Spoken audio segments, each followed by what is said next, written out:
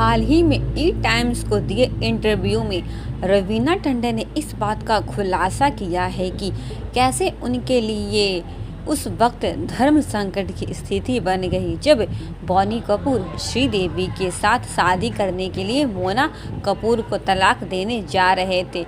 उस वक्त रवीना टंडन को अपनी दोनों खास दोस्तों को एक बेहद पेचीदा मोड़ पर संभल देना मुश्किल भरा था, लेकिन उन्होंने अपनी दोनों ही दोस्तों के लिए जो संभव हो सका वो किया। दरअसल श्रीदेवी और रवीना टंडन ने साल 1994 में फिल्म लाडला में एक साथ काम किया था।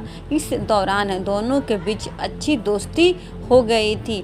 वही बॉनी कपूर ने 1996 में मोना कपूर को तलाक देकर श्रीदेवी संग शादी रचा ली थी।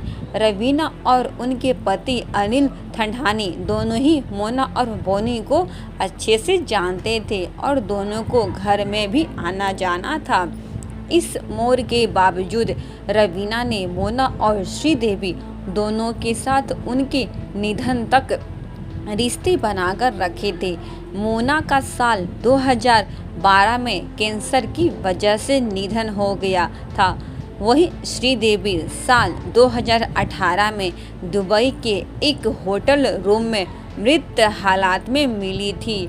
ई टाइम्स के साथ हुई इस बातचीत के दौरान रवीना टंडन ने कहा कि मैं उस दौरान धर्म संकट की स्थिति में थी, क्योंकि मोना मेरी बेहद ज़्यादा क्लोज और डियर फ्रेंड थी, लेकिन मैंने श्रीदेवी के साथ काम किया था और वो मेरी करीबी दोस्त बन चुकी थी। मैं स्थिति में दो टुकड़ों में बटा हुआ महसूस करती थी। दोनों को यह सब झेलना पड़ा, जो कि बेहद दुखद है।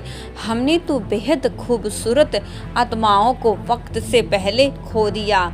अपने बात को आगे बढ़ाते हुए रवीना ने कहा कि मैं उस वक्त मोना और श्रीदेवी दोनों के हालात में वाकिफ थी और दोनों के ही स्टैंड को समझ सकती थी और मुझे दोनों का सहारा देना था।